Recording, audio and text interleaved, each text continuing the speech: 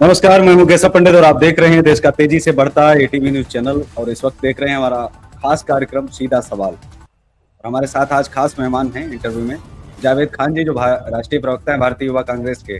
जावेद खान साहब, आपका बहुत बहुत स्वागत है एटीवी पर। नमस्कार।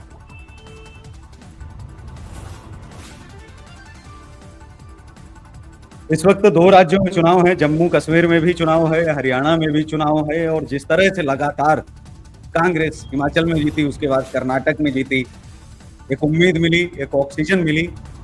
हरियाणा में क्या दिख रहा है और कैसे आप देखते हैं? और साथ ही जम्मू कश्मीर को भी आप कैसे देखते हैं? क्योंकि दावा तो भारतीय जनता पार्टी भी लगातार कर रही है कि हम जीत रहे हैं, हमें हराना नामुमकिन है। जी नमस्कार केशव जी, आपको, आपके सभी दर्शकों को मेरा नमस्कार। देखिए, भारतीय जनता पार्टी लगातार अब उसकी साख जो है गिरती चली जा रही है। मैं युवा हूं, युवाओं से ही बात आरंभ करूंगा।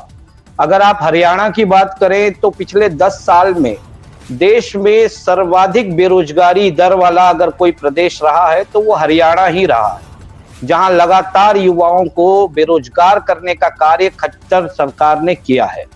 अब युवाओं का हरियाणा के भारतीय जनता पार्टी सरकार से मोह भंग हो चुका है। और आप अगर देखेंगे, हरियाणा का आम आदमी आज खुलकर के कह रहा है कि बहुत हुई, खच्चर का राज, अब नहीं चाहिए भाजपा सरकार। तो कांग्रेस पार्टी अपने विजन के साथ में हरियाणा में उतरी है। लगातार आपने देखा किस तरह से हरियाणा के लोगों ने 3 काले कृषि कानूनों के खिलाफ संघर्ष किया, बलिदान दिया। वही हरियाणा के लोगों के खिलाफ ये सरकार जब वो दिल्ली की ओर कूच करे तो उनके ऊपर आंसू गैस के गोले छोड़े, उनके ऊपर गोलियां बरसाई। कंगना रनौत जैसी सांसद उन्हीं किसानों को कभी आतंकवादी तो कभी उग्रवादी तो कभी खालिस्तानी से संबोधित करती आई, तो कभी उनको बांग्लादेश को स्थिर करने वाले लोगों से भी उनकी तुलना कर दी। तो कहीं ना कहीं हरियाणा के लोगों के अंदर में आज गुस्सा है, भारतीय जनता पार्टी से गुस्सा है। और युवाओं को नरेंद्र मोदी से इतना ज्यादा गुस्सा है कि आज युवा नरेंद्र मोदी जी के झांसे में अब नहीं आने वाले। ये वही नरेंद्र मोदी जी है जो 2014 के चुनाव में मंच से खड़े होकर के देश के युवाओं से कहा था इन्होंने कि प्रतिवर्ष 2 करोड़ युवाओं को रोजगार दूंगा। लेकिन अगर आप देखेंगे पिछले 10 साल में तो केवल 7.5 लाख युवाओं को ही इन्होंने रोजगार दिया, जबकि कायदे से इनको तो 20 करोड़ युवाओं को रोजगार देना था।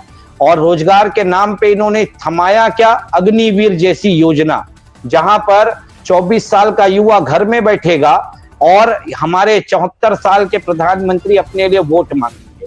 तो अब युवा भी समझ रहे हैं कि अब नरेंद्र मोदी जी का किसी भी चाल में वो आएंगे नहीं, भारतीय जनता पार्टी के किसी हथकंडे में वो आएंगे नहीं। इसलिए हरियाणा तो क्लियर है कि हरियाणा कांग्रेस जीत रही है। अब रही बात जम्मू कश्मीर की, तो जम्मू कश्मीर को लेकर के भारतीय जनता पार्टी हमेशा कहती आई कि वहां पर हमने धारा 370 हटा दिया और जम्मू कश्मीर को हमने जो आतंकवाद था उससे मुक्त कर दिया। लेकिन अगर आप देखेंगे, लगातार जम्मू कश्मीर के अंदर आतंकवादी घटनाएं घट रही हैं। धारा 370 हटाने की ये बात करते हैं, लेकिन धारा 370 हटी कहां है?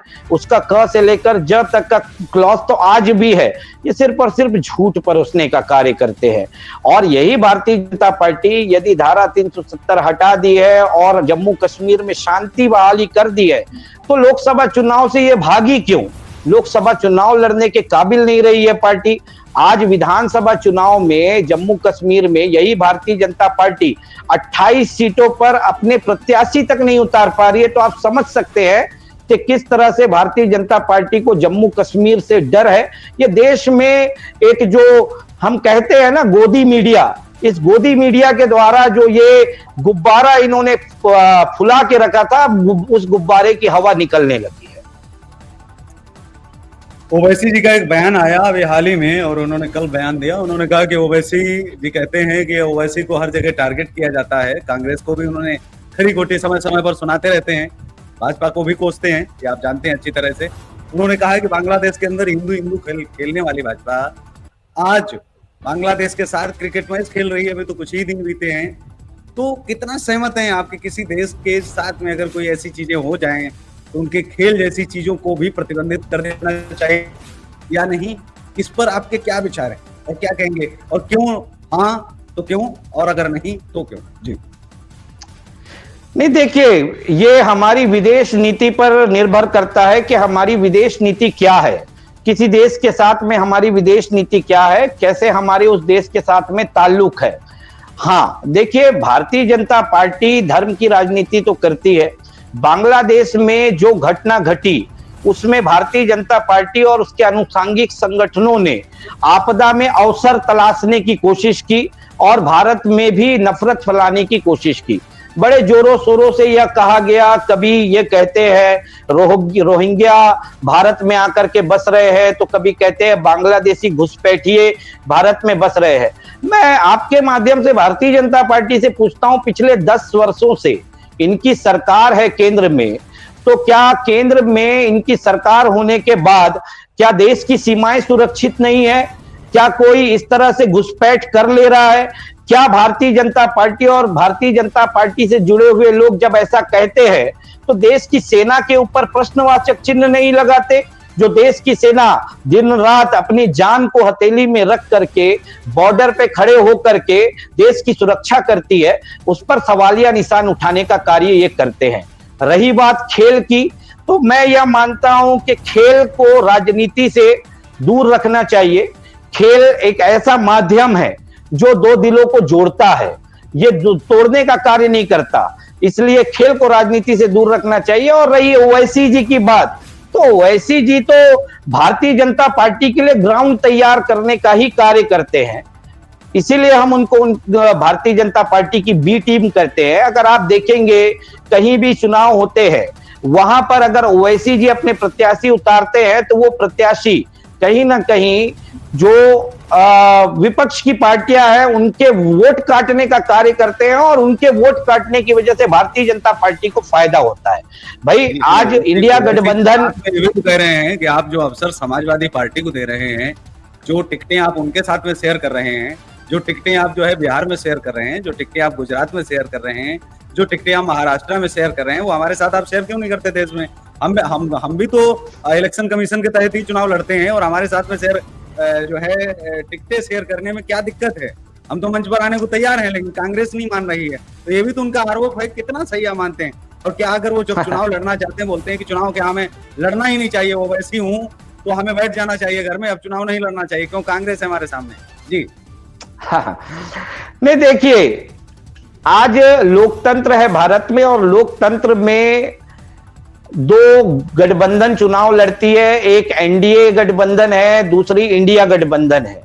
ओवैसी जी को अगर भारतीय जनता पार्टी और एनडीए गठबंधन की विचारधारा से अगर लड़ना है तो उन्हें इंडिया गठबंधन में शामिल होना पड़ेगा, और इंडिया गठबंधन में शामिल होकर के जो गठबंधन की बैठकें होती है उस बैठकों में अपनी बातें रखनी होंगी। भाई देखिए, सीटों का बंटवारा कैसे होता है कि हाँ, आपका कितना जनाधार है, किस तरह से आप वहां चुनाव लड़ सकते हैं, आपका प्रत्याशी वहां पर किस तरह से जीत हासिल कर सकता है, ये सारे आधार होते हैं। इन सारे आधारों पर अगर खरा उतरेंगे तो ओवैसी जी से, भारतीय है ना भाई, वो भी दूसरे देश से तो आए नहीं है, उनसे किस बात की दुश्मनी या किस बात का बैर कि हम उनकी टिकट काट लेंगे या उनको उतनी टिकट नहीं देंगे, उतनी अहमियत नहीं देंगे। देखिए, ओवैसी जी समय समय पर इस तरह की बातें करके कहीं ना कहीं अपना ध्यान भटकाने का, लोगों का ध्यान भटकाने का कार्य करते हैं, और इस तरह के कार्यों से जो ऑक्सीजन वो भारतीय जनता पार्टी को देते हैं, इसीलिए तो हम कहते हैं कि वो उनकी बी टीम है। जी। जम्मू कश्मीर के अंदर 60 साल आप रहे, लेकिन आप जो है वहां तिरंगा नहीं लहरा पाए। 2 विधान, 2 संविधान और 2 निशान चलते रहे, क्यों आखिर एक निशान आप नहीं कर पाए? क्या वजह ऐसी रही? क्या इस देश में आप 2 निशान के पक्ष में हैं, 2 विधान के पक्ष में थे, या अगर आज 370 के पक्ष की बात की जा रही है? जम्मू कश्मीर में भी बहुत सारे लोग ये कोशिश कर रहे हैं, प्रयास कर रहे हैं, उनको लग रहा है कि अगर कांग्रेस आएगी तो ये वापसी हो जाएगी 370 की, और देश के अंदर भी ये हलचल मची हुई है। इस पर क्या कहेंगे आप? सीधा सवाल है कि क्या वाकई में 370 के पक्ष में है कांग्रेस? जिस तरह के आरोप लगाए जा रहे हैं, 370 वही 370 जो दो निशान को कहीं ना कहीं मानती है इस देश में। जी नहीं, देखिए, इसके लिए आपको इतिहास में जाना पड़ेगा। जब सरदार वल्लभ भाई पटेल पूरे देश को एक कर रहे थे आजादी के बाद, उस समय जम्मू कश्मीर की स्थिति परिस्थिति, वहां के राजाओं की मांग को लेकर के जिस तरह से, आपको भी पता है, पूरा देश जानता है कि वहां जम्मू कश्मीर को भारत में जोड़ने के पक्ष में वहां के शासक नहीं थे, और उसका फायदा लगातार पाकिस्तान से जुड़े कट्टरपंथी लगा रहे थे, उसमें फायदा लेने की कोशिश कर रहे थे। इस देश के अंदर भी 700 रियासतें थी, जिसमें भोपाल की रियासत भी शामिल नहीं होना चाहती थी, हैदराबाद की रियासत भी शामिल नहीं होना चाहती थी। तमाम रियासतें हमारे लिए सबूत हैं कि वो भी तो शामिल नहीं होना चाहती थी। कहीं तो प्रजा शामिल नहीं होना चाहती थी, कहीं का राजा शामिल नहीं होना चाहता था। भोपाल की रियासत भी तो जम्मू कश्मीर जैसी ही रियासत थी, जहां की प्रजा तो हिंदू थी, लेकिन जो है वहां के नवाब थे। अब नवाब शामिल नहीं होना चाहते थे, लेकिन प्रजा शामिल होना चाहती थी। लेकिन आज हम क्या इतिहास को देखें या फिर वर्तमान के भी चीजों को देख करके हमें देश में ये देखना चाहिए कि जम्मू कश्मीर की जितनी मतलब एक तरह से हम औकात की बात करें, उससे ज्यादा तो हमारे फौजी भाइयों का खून बह चुका है। तो जम्मू कश्मीर और जिस हम जेके लेने की जिसकी हम बात कर रहे हैं, कांग्रेस भी कई बार पहले कह चुकी है कि जो पाकिस्तान के कब्जे में कश्मीर है, पीओके, उसको लेने की भी बात कांग्रेस पहले भी कर चुकी है। तो सदन में ऐसा है कि क्या उसको लेकर के अब तो एक तरह से अब संविधान लागू हो गया, अब तो लागू होता जाए। अब तो जो 2 4 6 जो आप का से लेकर के जहां तक आप बता रहे हैं कि जो काका गागा बचा हुआ है, अब उसको आप उड़ाने की आप बात कर लें। ये भी तो हो सकता है कि जो रहा बचा है 370 वो आप खत्म कर दीजिए। जी नहीं, देखिए केशव जी, मैंने इतिहास की बात इसीलिए की क्योंकि आपने जो उन राज्यों की बात करी जो जहां के कभी कहीं शासक नहीं चाहते थे, तो या तो प्रजा नहीं चाहती थी, लेकिन उसकी उन राज्यों की भौगोलिक स्थिति को अगर आप देखेंगे और जम्मू कश्मीर की भौगोलिक स्थिति को देखेंगे, उसमें जमीन आसमान का फर्क था। देखिए, जिन्ना जो कि भारत को से पाकिस्तान को पृथक कराने का कार्य किए, उसके साथ में हिंदू महासभा लगातार साथ देती रही। वही हिंदू महासभा और वही मुस्लिम लीग मिलकर के जम्मू कश्मीर को भी अस्थिर करने का कार्य किया उन्होंने, और उस समय की स्थिति परिस्थिति को देखते हुए धारा 370 वहां पर लागू करके उसे एक विशेष राज्य का दर्जा देते हुए वहां पर कहीं ना कहीं विश्वास जीतने का कार्य वहां के लोगों का हमने किया। आज भारतीय जनता पार्टी धारा 370 हटाने की बात कर रही है। एक तरह से आप एक बात बताइए, राज्य सरकार अब आज तो गवर्नर के हाथ में राज्य है, वहां पर तो आजादी नहीं है, राज्य की को उसकी विशेषता ही नहीं दी गई है। तो वो विशेषता पहले दे देते, उसके बाद चुनाव करा लेते। खैर चलिए, चुनाव करा ले रहे हैं, लेकिन उसके बाद में आपको लगता है कि ये भारतीय जनता पार्टी जम्मू कश्मीर को उसका जो हक है वो देगी? भारतीय जनता पार्टी तो कहीं ना कहीं पिछले दरवाजे से जम्मू कश्मीर का कंट्रोल अपने हाथ में रखना चाहती है, भारत सरकार अपने हाथ में रखना चाहते हैं एलजी के माध्यम से। भाई, आपने इतना लंबा चौड़ा वहां पर कर्फ्यू लगाया, लोगों को हाउस अरेस्ट किया, बावजूद इसके आज भी अगर आप वहां चुनाव नहीं लड़ पा रहे हैं तो कहीं ना कहीं आप शांति बहाली नहीं कर पाए हैं। दूसरी बात, आप कश्मीरी पंडितों की बात करते थे, आज कश्मीरी पंडित का विस्थापन आप वापस आज तक नहीं करवा पाए। भाई, 10 साल में कितने कश्मीरी पंडित विस्थापित हुए, अपने मूल निवास पर पहुंचे? ये भारतीय जनता पार्टी के पास सवाल अगर आप पूछेंगे तो वो बगले झांकने लगेंगे। तो हमें देखिए, हमें देश का हर नागरिक, हम हर देश के हर नागरिक, चाहे वो जम्मू कश्मीर का हो, चाहे वो पांडुचेरी का हो, चाहे वो असम का हो, चाहे वो मुंबई का हो, हम भारत के हर नागरिक को समानता के रूप से देखते हैं। हम चाहते हैं कि हर व्यक्ति समानता से रहे, अच्छे से रहे, सुखी रहे, समृद्ध रहे। लेकिन भारतीय जनता पार्टी जिस तरह से दबाव बना करके, थोप करके, अब भाई जम्मू कश्मीर के लोग ही बता देंगे इस चुनाव में वो कितने सुखी हैं, उनको कितना भारतीय जनता पार्टी ने विश्वास जीता है। भाई, विश्वास जीता होता तो उन्हें तो 28 सीटों पर कैंडिडेट भी मिले होते ना। आज कैंडिडेट नहीं मिल रहे हैं, तो आप समझ सकते हैं कि जो थापी हुई चीज है, उससे ना तो जम्मू कश्मीर के लोगों का भला हो रहा है, ना भारतीय जनता पार्टी का भला हो रहा है, और ना ही आगे चल के भविष्य में देश का भला होगा। इसीलिए तो कहीं ना कहीं राहुल गांधी जी ने भी लगातार राहुल गांधी जी ये कह रहे हैं कि भाई, आप जम्मू कश्मीर का हक को मार करके रखे हैं, हम सरकार बनाए, या फिर हम विपक्ष में रहें, जम्मू कश्मीर को उसका हक दिलाने का कार्य हम सदन से लेकर सड़क तक लड़ाई लड़कर करेंगे।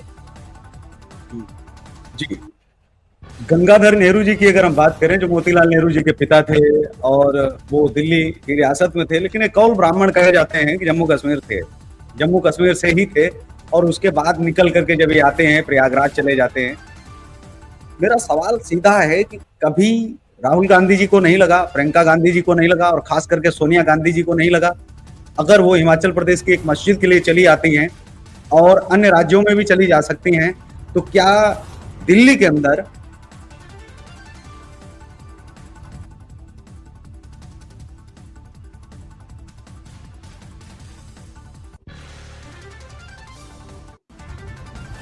आपकी आवाज नहीं आ रही है मुझे।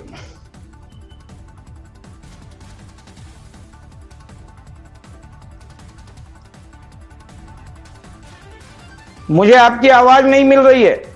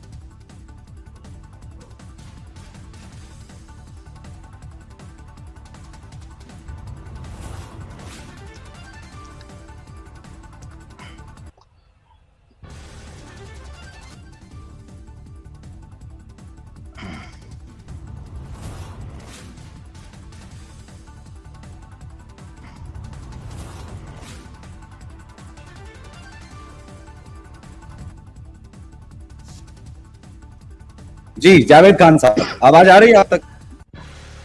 जी अभी आई। जी, कौल ब्राह्मण हैं राहुल गांधी जी और उनके पूर्वज जम्मू कश्मीर से हैं, तो 10 जनपद से कितनी दूरी है जहां टेंट लगे हुए हैं 35 वर्षों से अपने ही देश के अंदर। जो है ये दुनिया का पहला ऐसा देश है जिस देश के नागरिक अपने देश के ही शरणार्थी बने हुए हैं और वहां तक देखने का अवसर प्राप्त नहीं हुआ, जा नहीं पाई सोनिया गांधी जी।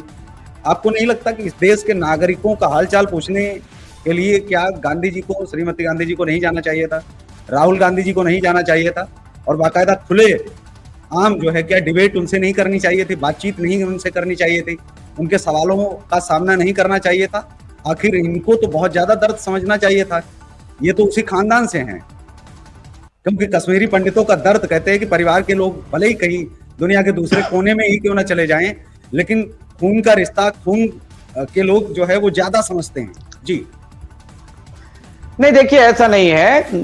गांधी परिवार को हमेशा से कश्मीरी पंडितों को लेकर के गंभीर रही है, समय समय पर उनसे चर्चा भी हुई है और जितना कश्मीरी पंडितों के विस्थापन का कार्य कांग्रेस की सरकारों में हुई है वो भारतीय जनता पार्टी की इस 10 साल की सरकार में नहीं हुई है। रही बात आप बोल रहे हैं कि मुलाकात करने की, तो देखिए ये मुलाकात करने की जो बात है इसमें गांधी परिवार से बाकायदा कश्मीरी पंडितों का डेलीगेशन मिला है और समय समय पर भी मिला है और उनसे बातें भी हुई है। ये बात अलग है कि जो मार्केटिंग होती है, जो आज देश में प्रधानमंत्री मोदी जी मार्केटिंग करते हैं किसी भी चीज की, वो मार्केटिंग कांग्रेस पार्टी और गांधी परिवार नहीं करती, किसी चीज का दिखावा नहीं करती।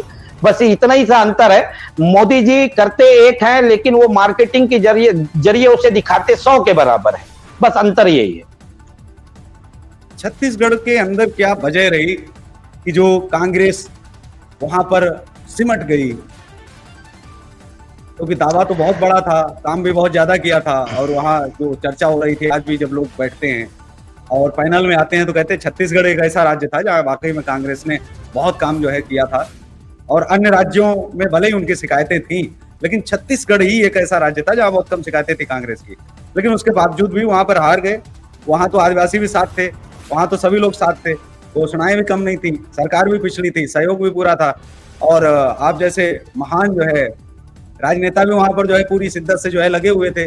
तो क्या वजह रही आखिर की जो है भारतीय जनता पार्टी ने कब्जा वहां पा लिया, कब्जा किया गया, या वाकई में जो है वहां पर लहर चल गई मोदी जी की? जी नहीं, देखिए केशव जी, मैं आपको दो लाइन में समझा देता हूं। हम काम करके हार गए, हम काम करके हार गए, वो बदनाम करके जीत गए। जिस तरह से मोदी जी, अमित शाह जी अपने शासकीय संसाधनों के मार्फत आईटी, सीबीआई, ईडी के माध्यम से एक चुनी हुई सरकार को, एक चुने हुए मुख्यमंत्री को, उनके मंत्रिमंडल को, उनके विधायकों को बदनाम करने का कार्य किया, उनके ऊपर अनर्गल आरोप लगाने का कार्य किया। और कहीं ना कहीं छत्तीसगढ़ के अंदर, देश में छत्तीसगढ़ एक ऐसा राज्य है जहां पर ध्रुवीकरण नहीं होता, लेकिन भारतीय जनता पार्टी ने 5 साल छत्तीसगढ़ में विपक्ष में रह करके सिर्फ और सिर्फ ध्रुवीकरण का कार्य किया। कहीं आदिवासियों को, ईसाइयों को, आदिवासियों से लड़ाया धर्मांतरण के नाम पर, तो कहीं कवर्धा जैसी घटना से हिंदू मुस्लिम के बीच में नफरत डालने का कार्य किया, तो कहीं पर किसी की हत्या पर राजनीति करते हुए उसके पिता को टिकट देकर के खून के बदले वोट की राजनीति भारतीय जनता पार्टी ने की। और छत्तीसगढ़ में हम लगातार कार्य कर रहे थे। छत्तीसगढ़ की जनता, छत्तीसगढ़ के मुख्यमंत्री भूपेश बघेल जी और उनकी योजनाओं से भी बहुत खुश थी। जिस तरह से हमने गोधन योजना लेकर के आया, जिस तरह से हमने नरवा गरवा गुरुआ बाड़ी योजना लेकर के आया, और आज जो छत्तीसगढ़ में 3100 रुपया धान का समर्थन मूल्य मिल रहा है, जो देश में सबसे ज्यादा है, वो भी अगर उसके पीछे भी अगर कोई है तो भूपेश सरकार ही है। आज कहीं ना कहीं भारतीय जनता पार्टी ने 3100 रुपए का वादा किया, तो उस वादे को उन्हें निभाना पड़ रहा है, क्योंकि हमने जो समर्थन मूल्य का दाम रखा था वो 2640, हम तो 2500 रुपया बोला था हमने, लेकिन हमने देश के, प्रदेश के किसानों को 2640 रुपया हमने उनको समर्थन मूल्य दिया। वहीं भारतीय जनता पार्टी की 15 साल की सरकार ने तो किसानों के बोनस तक को खाने का कार्य किया था। तो देखिए, हमने लगातार कार्य किए, लेकिन भारतीय जनता पार्टी ने, मोदी जी ने और शाह जी ने ईडी, आईटी, सीबीआई के दम पर और ध्रुवीकरण के माध्यम से सरकार को बदनाम करने का कार्य किया, बरगलाने का कार्य किया प्रदेश की जनता को, और सत्ता उन्होंने हमसे छीन ली।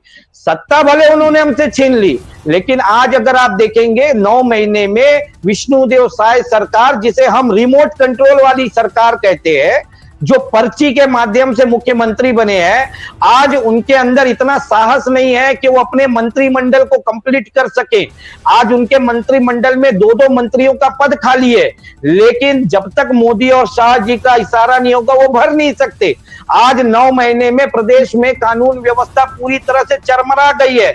हत्या, डकैती, लूट, बलात्कार, अपहरण, माफिया राज इस तरह से हावी हो गया है कि अब छत्तीसगढ़ को लोग अपराधगढ़ कहने लगे हैं। छत्तीसगढ़ की राजधानी रायपुर को अब लोग चाकूपुर कहने लगे हैं। तो यह स्थिति छत्तीसगढ़ की निर्मित हो चुकी है। मतलब एक्सीडेंटल सरकार जो बनी है छत्तीसगढ़ में भारतीय जनता पार्टी की, उससे अब छत्तीसगढ़ संभल नहीं रहा है। इसीलिए कहीं ना कहीं आज हम आगामी 27 सितंबर से गिरौदपुरी से 2 अक्टूबर तक रायपुर के लिए छत्तीसगढ़ न्याय यात्रा निकालने जा रहे हैं, छत्तीसगढ़ प्रदेश कांग्रेस कमेटी के प्रदेश अध्यक्ष दीपक बैज जी के नेतृत्व में। आप देखिए, पूरे देश में आज तक कहीं पर एसपी ऑफिस, कलेक्टर ऑफिस में आगजनी नहीं हुई, लेकिन इसी भारतीय जनता पार्टी की छत्तीसगढ़ की विष्णुदेव साय सरकार में बलौदा बाजार में इस तरह से आगजनी होती है कि छत्तीसगढ़ को कलंकित करने का कार्य किया जाता है। लगातार मॉब लिंचिंग हो रही है, संगठित होकर के लोग जादू टोना के शक में पूरे के पूरे परिवार को की हत्या कर दे रहे हैं, और उस परिवार में एक व्यक्ति स्वयं पुलिस वाला होता है। जिस पुलिस वाले के हाथ में प्रदेश की कानून व्यवस्था को संभालने की बात होती है, जो रक्षक होता है, वही आज भक्षक हो गया है। गृह मंत्री विजय शर्मा के गृह ग्राम कवर्धा में वही पुलिस वाले अपनी पुलिस कस्टडी में एक छत्तीसगढ़ के युवक को पीट पीट करके उसकी हत्या कर देते हैं। वही उनका एक पुलिस वाला बिलासपुर में लॉ कॉलेज की एक छात्रा के साथ में अनाचार करता है, बलात्कार करता है। तो छत्तीसगढ़ में अब लॉ एंड ऑर्डर खत्म हो गया है। इसीलिए हम कहते हैं कि ये मजबूरी और एक्सीडेंटल सरकार से छत्तीसगढ़ संभल नहीं रहा है, और छत्तीसगढ़ की जनता भी अब एहसास करने लगी है और बहुत जल्दी जो गलती हुई है जनता से उसका पश्चाताप छत्तीसगढ़ सरकार की जनता भी आने वाले नगरीय निकाय चुनाव में करके दिखाएगी। जी, आपने एक सवाल उठाया पर्ची वाले मुख्यमंत्री। हम चाहेंगे कि आप हमारे दर्शकों को भी ये पर्ची वाली कहानी क्या है पूरी, क्या इसके पीछे की, क्यों कांग्रेस के जो है नेता हमेशा जो है पर्ची वाले मुख्यमंत्री, पर्ची वाले तो बाबा अभी तक बचते रहे हैं, लेकिन पर्ची वाले मुख्यमंत्री ये पहले बने हैं। तो क्या इसके पीछे की कोई कहानी है, क्या है इसके पीछे, क्यों आखिर ये नाम जो है आपकी तरफ से ये आरोप लगाए जाते हैं? जी देखिए, आपने राजस्थान का किस्सा सुना होगा कि किस तरह से वसुंधरा राजे सिंधिया के हाथ में एक पर्ची थमाई जाती है और उन्हीं से जो कि वहां की 3 बार की मुख्यमंत्री होती है, उनके हाथ से ही वो पर्ची से मुख्यमंत्री के नाम की घोषणा की जाती है, घोषणा करवाई जाती है। किस तरह से मध्य प्रदेश में शिवराज सिंह चौहान जी को किनारे लगाया जाता है और किस तरह से छत्तीसगढ़ में रमन सिंह जी को किनारे लगाया जाता है। ठीक है, यहां मंच में रमन सिंह जी के हाथ में पर्ची नहीं थी, लेकिन वो पर्ची भेज दी गई थी। उसी पर्ची के आधार पर मुख्यमंत्री और 2 उप मुख्यमंत्री बने हैं छत्तीसगढ़ के। इसीलिए तो कहीं ना कहीं आज छत्तीसगढ़ के मंत्रिमंडल को भी पूरा करने की ताकत इनके अंदर में नहीं है। ये असहाय हो गए हैं हमारे साय साहब। इसीलिए तो हम कहते हैं और प्रदेश की जनता कह रही है, जिस तरह से साय साय ये सरकार आई है, उसी तरह से साय साय ये सरकार अब जाने भी वाली। जी, लेकिन आरोप तो आपके ऊपर भी कम नहीं है। कहा ये जा रहा है कि आपके द्वारा भी मुख्यमंत्री हटाए गए हैं जो वर्षों से थे, उनको भी जो है कहीं ना कहीं रिप्लेस किया गया है। क्या आखिर वजह ही रही कि उनको, जिनको समय रहते राजस्थान में आरोप लगाए गए कि अगर सचिन पायलट को समय रहते भले ही 6 महीने का अगर अंतिम शासन मिल जाता तो इस तरह से सरकार गिरनी नहीं थी। और वही आरोप लगाया जाता है कि अगर सिंधिया को अगर मध्य प्रदेश में 6 महीने का भी शासन अगर करने दिया जाता तो क्या युवा को लाना नहीं चाहती कांग्रेस? आखिर क्या वजह है कि यूथ को आगे क्यों नहीं बढ़ाना चाहती? युवा की बात तो होती है कांग्रेस में, लेकिन क्या यूथ को आगे अगर करके वही उसी चीज को क्या नहीं किया जा सकता जो 2-3 बार हो गया, अगर उसको मंत्रिमंडल में ऊपर भेज दिया जाए और वो पार्टी संभाले, शीर्ष नेतृत्व संभाले, और जो यूथ है जो बरसों से इंतजार कर रहा है, 3-3, 4-4 बार जो जीत के आ रहा है, क्या उसको आगे नहीं बढ़ाना चाहिए? जी, और क्या यही वजह रही है कि कांग्रेस लगातार जो है पीछे होती रही है? जी नहीं, देखिए केशव जी, कांग्रेस पार्टी में लोकतंत्र है। हमारे यहाँ CWC होती है, CWC में सारी चीजों की बैठक होती है। बैठकों में सारे CWC के मेंबर वहां पर बैठ करके निर्णय लेते हैं और उस निर्णय से जो निष्कर्ष निकलता है, उस निष्कर्ष पर पार्टी आगे बढ़ती है, पार्टी हाईकमान काम करती है। कोई एक छत्र राज ये भारतीय जनता पार्टी भले कांग्रेस के ऊपर कहती है कि गांधी परिवार कांग्रेस को चलाता है, लेकिन आके कभी CWC की बैठक देख ले भारतीय जनता पार्टी तो उन्हें पता चल जाएगा कि किस तरह से कांग्रेस पार्टी में लोकतंत्र तांत्रिक तरीके से कार्य होता है। रही बात युवाओं को सम्मान और स्थान देने की, देखिए मैं खुद एक युवा हूं, आज आपके सामने बैठा हूं। छत्तीसगढ़ के बस्तर जैसे क्षेत्र जो घोर नक्सली क्षेत्र है, वहां से आता हूं और सन 2021 से आज 2024 हो गया, भारतीय युवा कांग्रेस का राष्ट्रीय प्रवक्ता हूं। तो कांग्रेस पार्टी कैसे युवाओं को अहमियत नहीं देती, कैसे युवाओं को स्थान नहीं देती, उसका जीता जागता उदाहरण तो मैं हूं ना। आप देखिए, मैं यहां पर आपके सामने आज उपस्थित हूं। किस वजह से उपस्थित हूं? क्योंकि भारतीय जनता पार्टी ने, कांग्रेस पार्टी ने मुझे इस स्थान पर पहुंचाया है कि इस काबिल बनाया है कि मैं आज आपके इस कार्यक्रम में उपस्थित हूं। आपने मुझे इस कार्यक्रम में बोलने का अवसर दिया है। अब रही बात, अगर आप वसुंधरा राजे जी की बात करें, देखिए वसुंधरा राजे जी का एक जो तरीका था, वो तरीका था ब्लैकमेलिंग का तरीका। उन्होंने जिस तरह से ब्लैकमेलिंग करने की कोशिश की, उसका स्थान कांग्रेस पार्टी में कहीं नहीं है। और आज कहीं ना कहीं वो उस चीज को लेकर के भारतीय जनता पार्टी में चले गए हैं। ठीक है, अच्छी बात है, पर लेकिन आज जो उनकी स्थिति आप देख सकते हैं, वो तो उनकी चाहत तो मुख्यमंत्री बनने की थी, उस चाहत को तो भारतीय जनता पार्टी ने भी आज तक पूरा नहीं किया ना। तो फिर कैसे वो कह सकते हैं कि मैंने फतह कर ली, जो मैंने लड़ाई लड़ी थी उस लड़ाई को मैंने जीत ली। अब रही बात सचिन पायलट जी की, देखिए, सचिन पायलट जी कांग्रेस के एक ऐसे नेता है, यूथ आइकॉन है। उनके पीछे राहुल गांधी जी के बाद अगर कोई युवा, अगर किसी युवा नेता के पीछे अगर भागता है तो वो सचिन पायलट जी है। आज सचिन पायलट जी छत्तीसगढ़ के प्रभारी है और हमें गौरव की बात है कि सचिन पायलट जी जैसे व्यक्ति हमारे प्रभारी है, जिनसे हमें बहुत अच्छा मार्गदर्शन मिलता है। तो देखिए, छत्तीसगढ़ के अंदर में, चाहे देश के अंदर में, हमारी जो चुनाव समिति होती है, जो हमारे जो कोर मेंबर्स होते हैं पार्टी के, वो हर चीज का निर्णय लेते हैं, हर चीज पे बातें होती है, उसके बाद में जो निर्णय होते हैं उसी पर कार्य होता है। हाँ, अति महत्वाकांक्षी लोगों को अगर लगता है कि उनकी अति महत्वाकांक्षा किसी और पार्टी में जाकर के पूरी हो रही है, तो उसके लिए वो स्वतंत्र है। लोग जाते हैं, जाने के बाद में उनकी स्थिति क्या है आप भी देख सकते हैं। आज वसुंधरा राजे सिंधिया जी के लिए मुझे बोलना नहीं चाहिए, माफ करेंगे, हमारे मध्य प्रदेश के जो है उनके लिए बोलना नहीं चाहिए, लेकिन आज वो भी तो मोदी और शाह जी के कठपुतली बन करके रह गए हैं।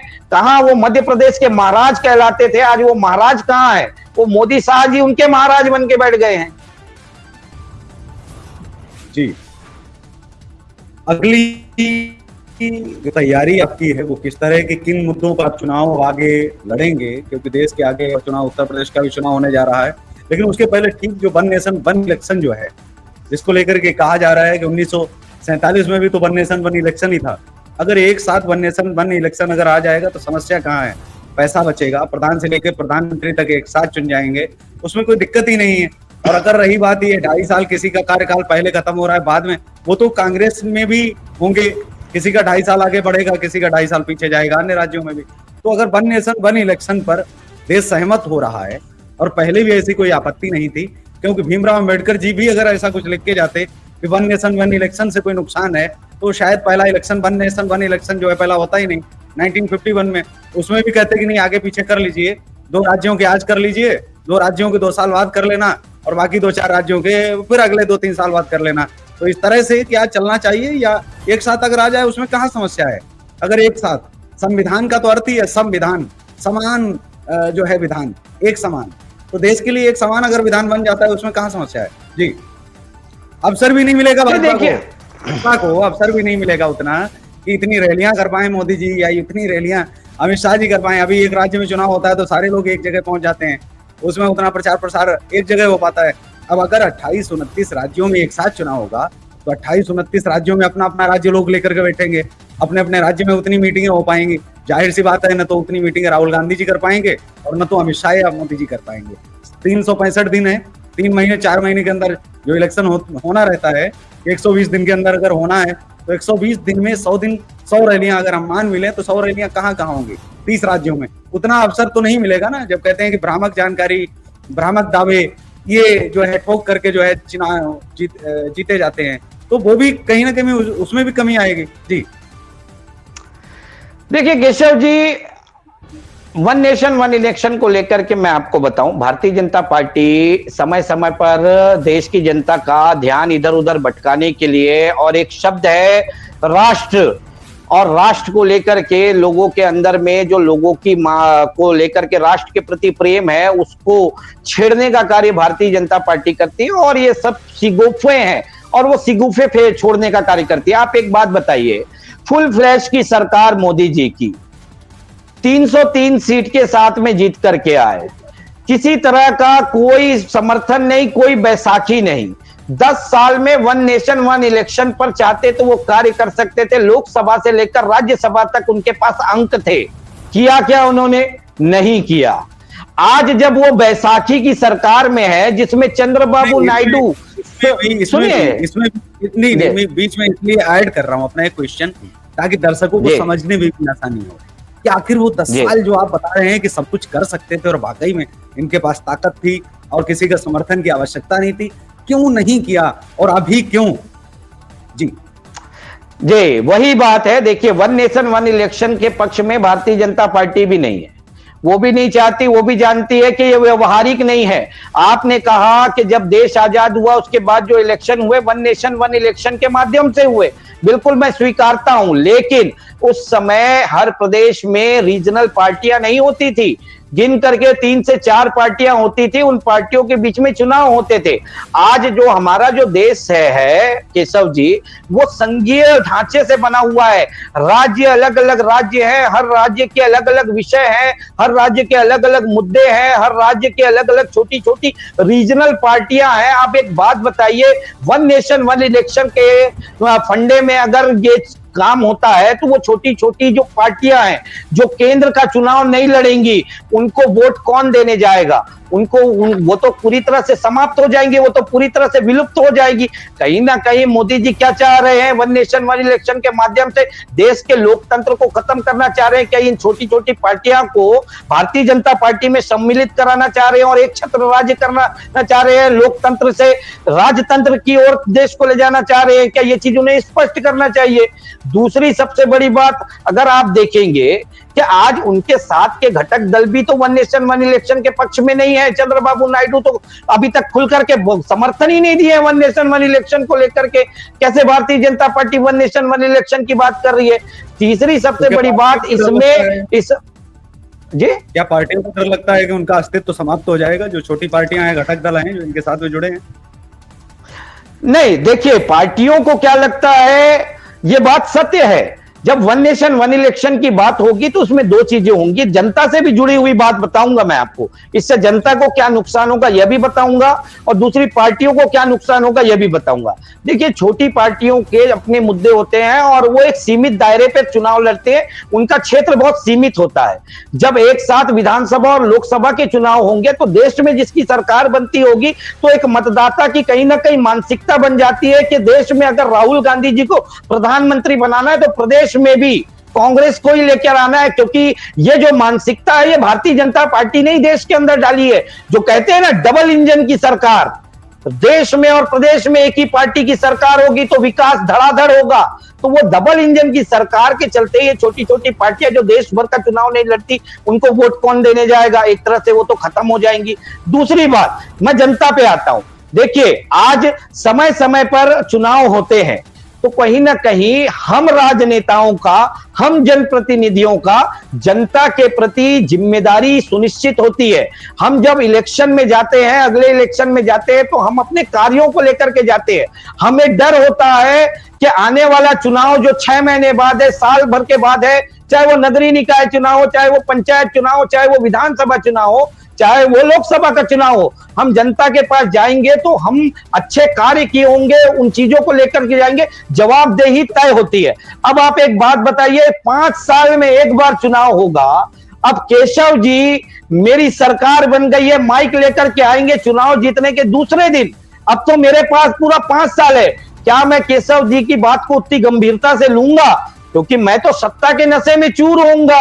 मुझे तो आपके सामने, आपका सामना तो चुनावी वर्ष में करना है।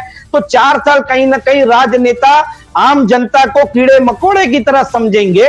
इसलिए कांग्रेस पार्टी इस चीज को लेकर के स्पष्ट है कि देश में वर्तमान की स्थिति परिस्थिति में वन नेशन वन इलेक्शन का जो प्रणाली है वो कहीं तरह किसी भी तरह से व्यवहारिक नहीं है। और दूसरा, इससे देश के संघीय ढांचे को भी नुकसान पहुंचेगा। संविधान के 5 ऐसे क्लॉज हैं, उस पे बदलाव करना पड़ेगा, अनुच्छेदों में बदलाव करना पड़ेगा, और वो सीधा सीधा संविधान से जुड़े हुए हैं और कहीं ना कहीं लोकतंत्र के जो ढांचे हैं उसको, उस पर प्रहार करने, उसको चोट करने का कार्य करेंगे। जी, बहुत बहुत धन्यवाद। आज के लिए समय इतना ही था, लेकिन बस इतना कहूंगा कि जावेद खान जी जो है राजनीति के शतरंज में तो माहिर हैं ही, और मैं हमेशा अपने दर्शकों से जो है नए मेहमानों को रूबरू तो करवाता ही हूँ। तो आप समझ गए होंगे कि जावेद खान जैसे अगर प्रवक्ता और ऐसे सिपाही अगर रहेंगे किसी भी पार्टी में, तो पार्टी जाहिर सी बात है कि उठती प्रवक्ताओं की ही दम पर है और उनकी राजनेताओं की दम पर। पार्टी का जो भविष्य है वो नेताओं से भी नहीं होता है। पार्टी का जो भविष्य है वह उसकी नीतियों पर निर्भर करता है। अगर उसकी नीतियां अच्छी हैं और उसकी चीजें अच्छी हैं तो पार्टी आने वाले समय में भाजपा और कांग्रेस ही हमेशा जो है रही है। और इन दोनों पार्टियों के अलावा शायद ही आने वाले, मुझे तो नहीं लगता है कि अगले 50 सालों में कोई दूसरी तीसरी पार्टी बनकर के आएगी। लेकिन साथ में रहेगा कि अगली बार जब हम चर्चा करेंगे तो आम आदमी पार्टी पर अवश्य चर्चा रहेगी, जो सेकंड पार्ट हमारा जावेद खान साहब के। जी कुछ आप बोलना चाह रहे थे? जी, एक चीज मैं इसमें जोड़ना चाह रहा था। देखिए, आपने कहा था कि आप हमारी आगे की रणनीति क्या है। देखिए, लगातार राहुल गांधी जी संविधान को बचाने के लिए, लोकतंत्र को बचाने के लिए भारत जोड़ो यात्रा, भारत जोड़ो न्याय यात्रा उन्होंने की। लगातार हम संविधान को बचाने के लिए लड़ाई लड़ रहे हैं और कहीं ना लेकिन कहीं देश की जनता भी एक सवाल मैं भी छोड़ देता हूँ, क्योंकि ये सवाल हो रहा है और ये बहुत जरूरी है। बहुत कम मंचों से ये सवाल किया जाता है। जो हमारे संविधान में, जो मूल संविधान में जो फोटो थी, जो 40-45 जो तस्वीरें थी, चाहे वो अकबर की हो, महाराणा प्रताप की हो, नेताजी सुभाष चंद्र बोस की हो, गांधी जी की फोटो थी, उसमें जो है तमाम जो तस्वीरें थी, गुरुकुल की भी फोटो थी, बहुत हर चीज की फोटो थी, वो तस्वीरें नए संविधान से गायब क्यों कर दी गई? वो कौन से प्रकाशन हैं जिनमें जो है गायब कर दिया गया? और कांग्रेस के शासनकाल में जो संविधान छपे थे उस समय से चला आ रहा है। इस पर कौन जो है आवाज उठाएगा? क्योंकि जो मूल संविधान से जो छेड़छाड़ हो रही है लगातार, क्या वो भी असंवैधानिक नहीं है? उस पर कौन सवाल उठाएगा? वो तस्वीरें वापस लाने की बात क्या कांग्रेस करेगी? और क्या वो तस्वीरें जो असली संविधान में हैं, क्या वो जो छपने वाले संविधान हैं इनमें नहीं होनी चाहिए? क्या उनके बिना ये नकली संविधान नहीं लगते? जी नहीं, निश्चित तौर पर केशव जी, आप जो बात कर रहे हैं, एक जो संविधान का जो मूल जो स्वरूप है वो स्वरूप तो होना चाहिए। और ये जिस प्रकाशन के द्वारा में इससे बदला गया है, इस पर भी जांच भी होनी चाहिए और इसे जो पहले जो मूल स्वरूप था उस मूल स्वरूप में लाना चाहिए। देखिए, देश आज संविधान से चलता है और मैं नहीं चाहता कि संविधान में किसी भी तरह की छेड़छाड़ हो, और इस छेड़छाड़ से हर किसी को बचना चाहिए और यह होना भी नहीं चाहिए। और वही चीज मैं कहने जा रहा था कि जो लगातार भारतीय जनता पार्टी के लोग जिनको टिकटें दी गई थी, वो खुले मंच से कह रहे थे कि हमें इस बार 400 पार ला दो, हम संविधान बदल देंगे। तो उसी की लड़ाई राहुल गांधी जी लड़ते आए हैं, आज भी लड़ रहे हैं, और उनके पीछे पीछे मुझ जैसा एक छोटा सा कार्यकर्ता भी लड़ता रहेगा। और कहीं ना कहीं संविधान को बचाने के लिए हम अपनी अंतिम सांस तक लड़ेंगे, क्योंकि संविधान से ही देश की ताकत है। एक जो अंतिम व्यक्ति है जिस तक सरकार की जिम्मेदारियां पहुंचती है और वो जिम्मेदारियों को पूरा करने का बीड़ा सरकार को मजबूरन ही उठाना पड़ता है, तो उसकी वजह अगर कोई है तो वो संविधान है। इसलिए इस संविधान को बचाने के लिए, इस संविधान की लड़ाई लड़ने के लिए मुझ जैसे युवा लाखों की संख्या में राहुल जी के पीछे है, और मैं चाहता भी हूं कि और युवा आगे आए और इस संविधान की लड़ाई में आगे बढ़ चढ़ करके हिस्सा ले। देखिए, राजनीति अपनी जगह है। हमने हमेशा कहा कि हमने सत्ता पाने के लिए राजनीति कभी नहीं की। अगर सत्ता पाने के लिए राजनीति की होती तो हम भी विधायक खरीदते, सरकारों को तोड़ते, गिराते, उठाते, पटकते। लेकिन हमने सिर्फ और सिर्फ संविधान को बचाने के लिए हमने लड़ाई लड़ रही है हमारी पार्टी, और उसके साथ में हम सब खड़े हुए हैं। आपने मुझे बुलाया, इसके लिए मैं आपका बहुत बहुत आभारी हूं, बहुत बहुत धन्यवाद देता हूं आपका।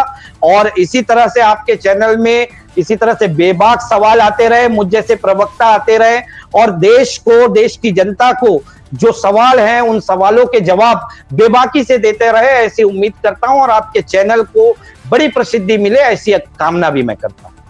जी, चलते चलते बस इतना ही कहूंगा कि जो जावेद खान के प्रशंसक हैं उनका भी बहुत बहुत आभार। वो प्यार दें और इस वीडियो को शेयर भी करें, और साथ ही जो सवाल आपको लगता है कि अगले एपिसोड में हम सवाल करें जावेद खान साहब से, और जो सवाल आप सीधा करना चाहते हैं वो हम माध्यम बनेंगे आपका, और आप हमारे माध्यम से अपने सवाल पूछ सकते हैं। आप छत्तीसगढ़ से जुड़ी कोई भी परेशानी है, चाहे पिछली सरकार से शिकायत हो या वर्तमान सरकारों को लेकर के भी जो अपेक्षा थी आपने सरकार बनाई, उन चीजों को भी लेकर के अगर कोई सवाल आपके मन में है तो आप हमें सीधे भेज सकते हैं ईमेल के माध्यम से, हमारे व्हाट्सएप नंबर के माध्यम से, और हमें कमेंट बॉक्स के माध्यम से भी हमें जो भी सवाल आपके प्राप्त होंगे तो आपके नाम के साथ और आपके पते के साथ, आप चाहेंगे आपकी तस्वीरों के साथ भी सवाल स्क्रीन पर दिखाए जाएंगे। तो आज के इस कार्यक्रम में बस इतना ही। हमें दीजिए इजाजत। नमस्कार, जय हिंद, वंदे मातरम।